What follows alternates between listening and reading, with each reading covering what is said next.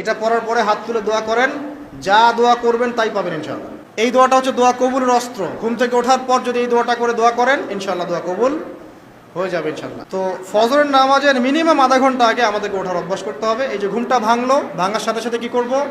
ভাঙার সাথে সাথে আল্লাহ শুকরিয়া, আলহামদুলিল্লাহিল্লাযী আহইয়ানা বা'দামা আমাতানা ওয়া ইলাইহিন নুশুর। ব্যাস, এই যে ইবাদত হয়ে গেল। এবার আপনি আরেকটা দোয়া পড়বেন, শিখে নেন।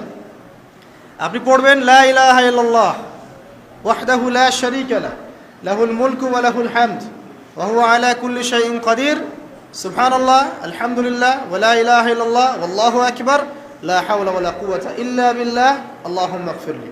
এটা পড়ার পরে হাত তুলে দোয়া করেন, যা দোয়া করবেন তাই পাবেন ইনশাআল্লাহ। এটা জানতেন? জানতেন না?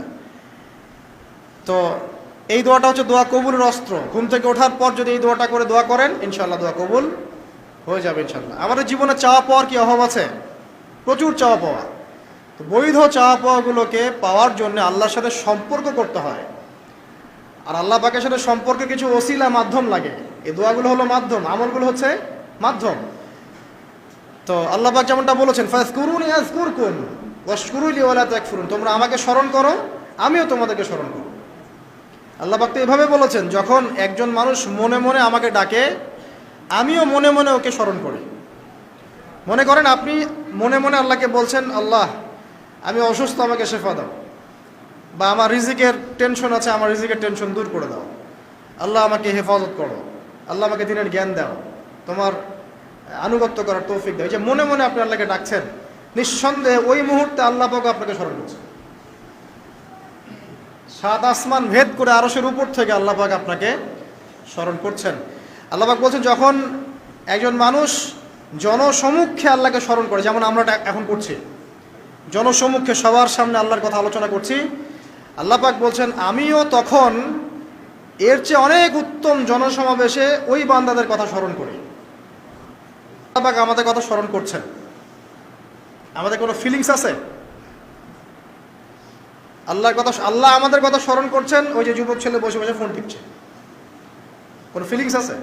মানে মনস্তাত্ত্বিকভাবে অন্তরে যখন নূর থাকে না, পাপ করতে করতে যখন অন্তরটা কলুষিত হয়ে যায়, কোনো ফিলিংস কাজ করে না। একজন খুন করবে, কোনো ফিলিংস নাই। সুদ খাচ্ছে, কোনো ফিলিংস নাই। জেনা করছে ডেইলি, কোনো ফিলিংস নাই। দেখবেন ঘুষ নিচ্ছে, দুর্নীতি করছে, মানুষের সম্পদ আত্মসাৎ করছে, যাররা পরিমাণ ফিলিংসও নাই যে আমি একটা পাপ করছি। কখন এরকম হয় জানেন? যখন এক কথায় যখন মানুষ পাপ করতে করতে করতে করতে, এই যে কলব বলে একটা কথা আছে, এই কলবের উপরে কালো কুৎসিত একটা মরিচা পড়ে যায়, তখন আর ফিলিংস কাজ করে না। তো ফিলিংস কাজ করানোর বুদ্ধি কি? দুইটা বুদ্ধি আছে। এক, বেশি বেশি কোরআন তেলাওয়াত করা, তাহলে অন্তরের মরিচা দূর হয়ে যাবে ইনশাআল্লাহ। আর দুই হচ্ছে বেশি বেশি মৃত্যুর কথা স্মরণ করা, তাহলে মনের মধ্যে যে কালিমাগুলো আছে আস্তে আস্তে দূর হবে ইনশাআল্লাহ। তো মৃত্যুর কথা কে স্মরণ করে এখন? মানুষ তো চলাফেরা করে এমনভাবে যে কোনোদিন মরবেই না। কে স্মরণ করে? যে টেবিলের তল দিয়ে ঘুষ নিচ্ছে ও স্মরণ করে মৌতের কথা? যে মেয়েটা বোরখা পরে যে ডেটিং করে বেড়াচ্ছে, জেনা করে বেড়াচ্ছে, ও কি মৃত্যুর কথা স্মরণ করে? যে ছেলেটা এখনকার যুব সমাজের বেশিরভাগই মাদকের সাথে সম্পৃক্ত, গার্লফ্রেন্ড বয়ফ্রেন্ড অ্যাফেয়ার্সে আছে, হ্যাঁ, টিকটক প্রজন্ম, আড্ডাবাজি করে সময় কাটায়, গুন্ডামি করে, মাস্তানি করে, এর মৌতের কোনো ফিকির আছে? একজনকে বড় দায়িত্ব দেওয়া হয়েছে, সবার সম্পদ লুটপাট করে খাচ্ছে, এর মৌতের ফিকির আছে নাকি? এর মধ্যে ফেরাউনি চেতনা এসেছে, আনা রব্বুকুমুল আলা, আমি মহান রব, আমি তোমাদের মহান রব।